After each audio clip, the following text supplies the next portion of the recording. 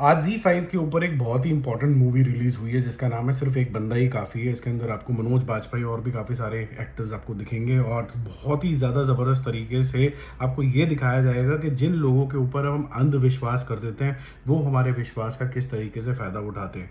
जो ह्यूमंस होते हैं उनकी इंट्रिंसिक नेचर या तो अच्छी होती है चाहे बुरी होती है। इसके अंदर ना तो रिलीजन आता है, ना फिर कोई जात पात आती है, ना फिर कोई सोसाइटल के जो ग्रेडिंग हम बना के रख जाते हैं वो आता है। कोई भी इंसान किसी भी हद तक गिर सकता है।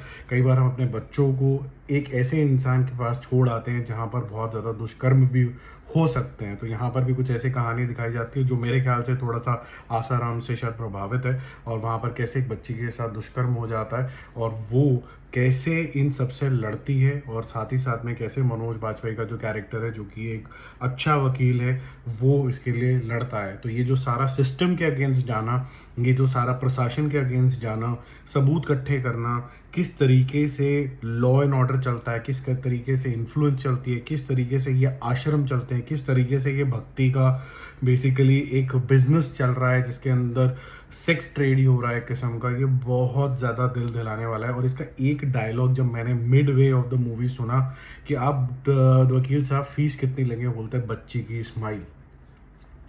ये जो डायलॉग है ये आपको इतना ज़्यादा इमोशनल कर देता है क्योंकि इसका इंडिकेशन पता है क्या आता है कि जहाँ पर ह्यूमैनिटी ख़त्म होती चली जा रही है, जहाँ पर इस तरीके के बाबा हैं, जहाँ पर वो ये नहीं देखते कि किसका बच्चा है और दुष्कर्म करने निकल जाते हैं and they abuse the child left right and centre. They are also good people like this बंदा जो आपको मनोज बाजपेयी जैसे कैरेक्टर दिखेगा और वो कहेगा कि मैं आपका केस फ्री में लड़ लूँगा ताकि इंसाफ ज़रूर मिले।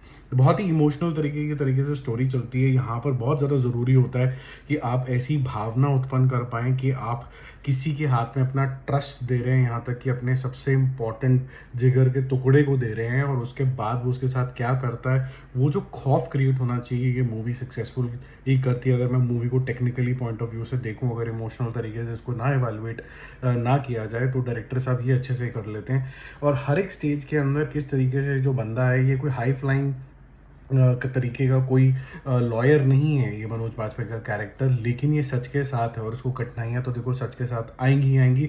तो जो उसका रियलिज्म है कि एक ड्राइंग रूम में छोटा सा एसी लगा हुआ है, छोटा सा उसका ऑफिस सा घर के अंदर ही है, उसके बाद वो स्कूटर चेतक टाइप चलाता है, तो वो बहुत ही ज़्यादा बेसिक नीड्स के साथ चलता है। लेकिन वो पाठ पूजा करता है और पाठ पूजा से जो वो सीखने वाली चीज़ होती है जिसमें दिखाते हैं कि पाठ पूजा भी कर रहा है कि मुझे एक अच्छा इंसान कैसा बनना है, और शायद वहीं से इसका डेरिवेटिव निकल के आए सिर्फ एक बंदा ही काफ़ी है। तो सोसाइटी के अंदर आपके आसपास भी नेगेटिविटी फैलाने वाले बहुत से लोग होंगे। कई बार एक ही इंसान चाहिए होता है वो स्पार्क लाने के लिए।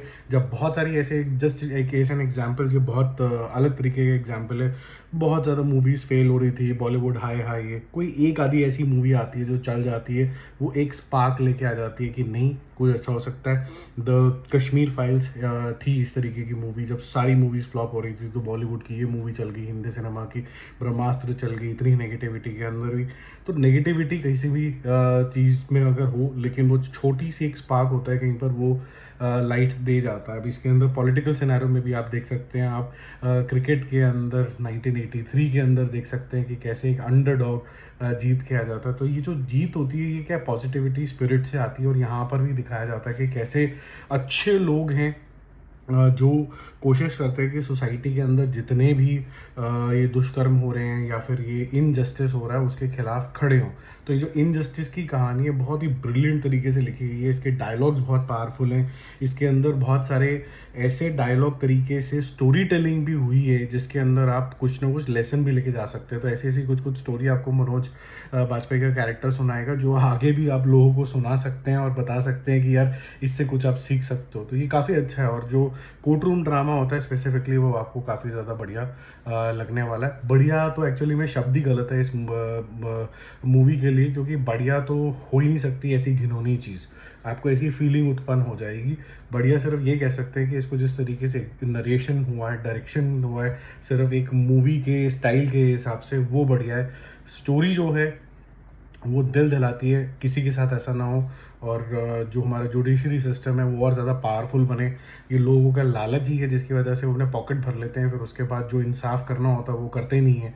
उसके बाद वो रिश्वत खा के जेल से छुड़वा देते हैं, कोई उसके लिए रिपोर्ट नहीं होती है। जो क्रिमिनल्स इतने सारे पैदा हो गए हैं, वो कहीं ना कहीं उसकी जो जड़ है वो लालच ही है। छोटे छोटे लालच के चक्कर में ये सब कुछ होता रहता है। बहरहाल आप ये मूवी देखिए, काफ़ी अच्छी बनी है, मेरे को तो काफ़ी ज़्यादा इंटेंस लगी। और जो चीज़ों पे आपके इमोशंस इग्नाइट होने चाहिए, चाहे बच्ची को लेके, चाहे गुस्सा हो प्रशासन को लेके, चाहे गुस्सा हो गॉड मैन को लेके, चाहे गुस्सा हो इवन आपके अपने पेरेंट्स के ऊपर, that they have to be cautious enough to really hand over your most precious child to somebody. वहाँ पर क्या क्वेश्चन आता है और उससे आप क्या सीख सकते हैं, तो ये भी सारी चीज़ें इसके अंदर आती है। मेरा मूवी शूवी स्कोर इसके लिए रहेगा कुछ भी नहीं, क्योंकि ये बहुत इंपॉर्टेंट मूवी है सब्जेक्ट मैटर के लिए, तो आप ज़रूर देखिए। Bye bye.